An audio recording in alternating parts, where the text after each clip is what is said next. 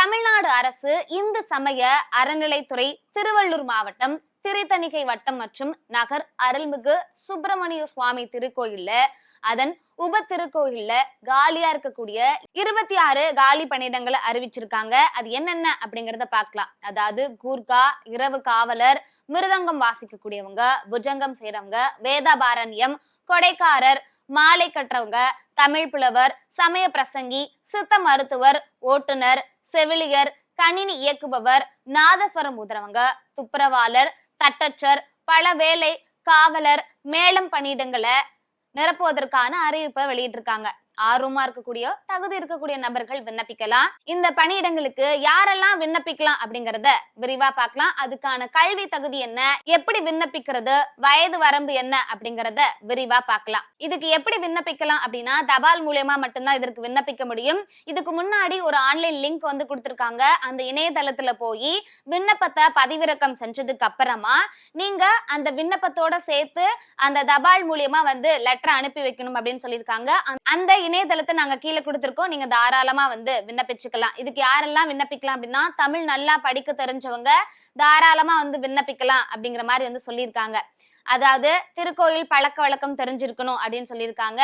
இப்போ மொத்தமா வந்து 26 பணியிடங்கள் சொல்லியிருக்காங்க இல்லையா, அந்தந்த பிரிவுகள்ல என்னென்ன கல்வி தகுதி இருக்கலாம் அப்படிங்கறத பார்க்கலாம். இப்போ உதாரணத்துக்கு இரவு காவலர் அப்படிங்கிற பணிக்கு நீங்க விண்ணப்பிக்கிறீங்க அப்படின்னா 8ஆம் வகுப்பு படிச்சு முடிச்சிருக்கணும், தமிழ் படிக்க தெரிஞ்சிருக்கணும், எழுதவும் தெரிஞ்சிருக்கணும் அப்படின்னு சொல்லியிருக்கிறாங்க. திருக்கோயில் பழக்க வழக்கமும் நல்லா தெரிஞ்சிருக்கணும் அப்படின்னு சொல்லியிருக்காங்க. அதுவே மிருதங்கம் தொடர்பான வேலைக்கு வந்து நீங்க விண்ணப்பிக்கிறீங்க அப்படின்னா அது தொடர்பான துறையில கண்டிப்பா நீங்க தேர்ச்சி பெற்றிருக்கணும். அதாவது இசைப்பள்ளி தெரிஞ்சிருக்கும், அதற்கான சான்றிதழ்கள் வச்சிருக்கணும்.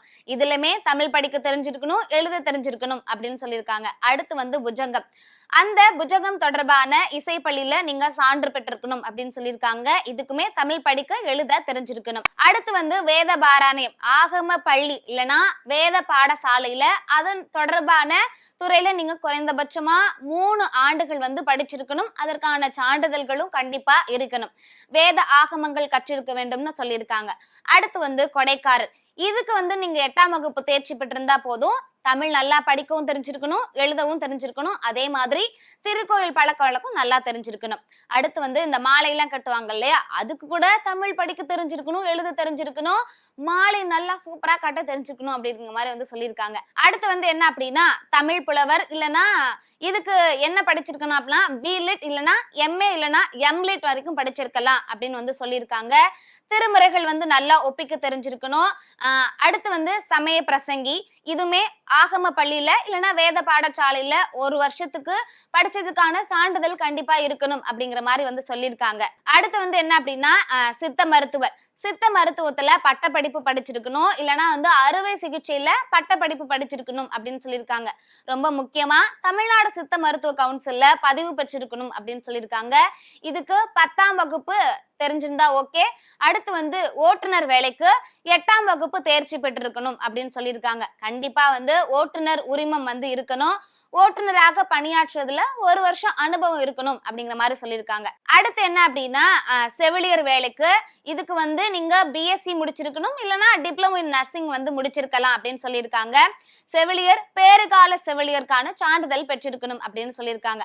அடுத்து வந்து கணினி இயக்குபவர், கணினி அறிவியல்ல பட்டப்படிப்பு முடிச்சிருக்கணும், தமிழ் நல்லா படிக்க தெரிஞ்சிருக்கணும், அதே வேளையில ஆங்கிலத்துல தட்டச்சு அதாவது இந்த கம்ப்யூட்டர் சொல்லுவாங்க இல்லையா, அது சம்பந்தமான சான்றிதழ் வந்து நீங்க வச்சிருக்கணும் அப்படிங்கிற மாதிரி சொல்லியிருக்காங்க.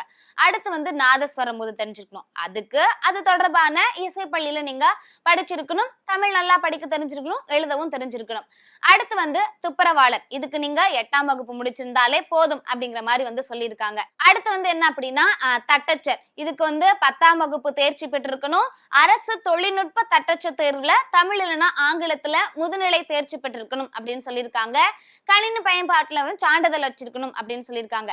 இந்த பழ வேலை அப்படின்னு போட்டிருந்தாங்க இல்லையா, அதுக்கு 8ஆம் வகுப்பு வந்து படிச்சு முடிச்சிருக்கணும், தமிழ்ல நல்லா எழுதவும் படிக்கவும் தெரிஞ்சிருக்கணும். அடுத்து என்ன அப்படின்னா காவலர், இதுக்குமே வந்து 8ஆம் வகுப்பு படிச்சு முடிச்சிருந்தா ஓகே அப்படிங்கிற மாதிரி தான் வந்து சொல்லியிருக்காங்க.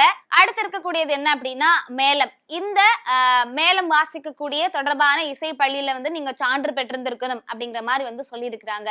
இதுக்கெல்லாம் நீங்க விண்ணப்பிக்கணும் அப்படின்னா உங்களுடைய வயது வரம்பு எவ்வளவா இருக்கணும் அப்படின்னா கண்டிப்பா உங்களுக்கு 18 வயசு பூர்த்தி ஆகிருக்கணும் அப்படிங்கிற மாதிரி சொல்லியிருக்காங்க. அடுத்து வந்து 45 வயசுக்கு உட்பட்ட நபரா இருக்கணும். அதுக்கு மேல போனா நீங்க விண்ணப்பிக்க முடியாது. அதனால 45 வயசுக்கு உட்பட்ட நபரா இருக்கணும். சரி, இப்போ இவ்வளோ வேலைகள் பார்த்தோம் இல்லையா? இதுக்கெல்லாம் எவ்வளவுதான் மாத வருமானம் அப்படிங்கறத பார்க்கலாம். இப்போ கூர்கா வேலைக்கு 15,900 இருந்து 50,400 ரூபாய் வரைக்கும் இருக்கலாம் அப்படிங்கிற மாதிரி சொல்லியிருக்காங்க. இரவு காவலருக்கு 15,900 இருந்து 50,400 ரூபாய் வரைக்கும். அதுவே மிருதங்கத்துக்கு 18,500 இருந்து 58,600 வரைக்கும் இருக்கலாம். புஜங்கம் வாசிக்கிறவங்களுக்கு 18,500 இருந்து 58,600 வரைக்கும். அதுவே வேதாபாரணியம் செய்யறவங்களுக்கு 15,700 இருந்து 50,000 வரைக்கும் இருக்கலாம் அப்படிங்கிற மாதிரி சொல்லியிருக்காங்க. அடுத்து வந்து கொடைக்காரர், இவங்களுக்கு 10,000 இருந்து 31,500 ரூபாய் வரைக்கும் இருக்கலாம். அடுத்து வந்து என்ன அப்படின்னா, இந்த மாலை கட்டுவாங்க இல்லையா, அவங்களுக்கு வந்து 10,000 இருந்து 31,500 ரூபாய் வரைக்கும் இருக்கலாம். அடுத்து வந்து தமிழ் புலவர், இவங்களுக்கு 18,500 இருந்து 58,600 ரூபாய் வரைக்கும் இருக்கலாம் அப்படிங்கிற மாதிரி சொல்லியிருக்காங்க. அடுத்து சமய பிரசங்கி, இவங்களுக்கு 18,500 இருந்து 58,600 ரூபாய் வரைக்கும். சித்த மருத்துவருக்கு வந்து 36,700 ரூபாயிலிருந்து 1,16,200 ரூபாய் வரைக்கும் இருக்கலாம். அடுத்து வந்து என்ன அப்படின்னா, ஓட்டுநருக்கு, இவங்களுக்கு 18,500 ரூபாயிலிருந்து 58,600 ரூபாய் வரைக்கும் இருக்கலாம் அப்படின்னு சொல்லியிருக்காங்க. செவிலியருக்கு வந்து மாசம் 14,000 வரைக்கும் இருக்கலாம் அப்படின்னு சொல்லியிருக்காங்க. அடுத்து வந்து கணினி இயக்குவங்களுக்கு மாசம் 15,000. அதுவே நாதஸ்வரம் ஊதுறவங்களுக்கு 15,700 ரூபாயிலிருந்து 50,000 வரைக்கும் இருக்கலாம். துப்புரவாளருக்கும் 10,000 இருந்து 31,500 ரூபாய் வரைக்கும் இருக்கலாம். தட்டச்சர் செய்யறவங்களுக்கு 15,300 ரூபாயிலிருந்து 48,700 ரூபாய் வரைக்கும் இருக்கலாம். இந்த பல வேலை அப்படின்னு சொன்ன இல்லையா, அவங்களுக்கு 11,600 ரூபாயிலிருந்து 36,800 ரூபாய் வரைக்கும் இருக்கலாம். காவலர் வேலைக்கு 11,600 ரூபாயிலிருந்து 36,800 ரூபாய் வரைக்கும். இந்த மேளம் வாசிக்க கூடியவங்களுக்கு 11,600 ரூபாயிலிருந்து 36,800 ரூபாய் வரைக்கும் இருக்கலாம்.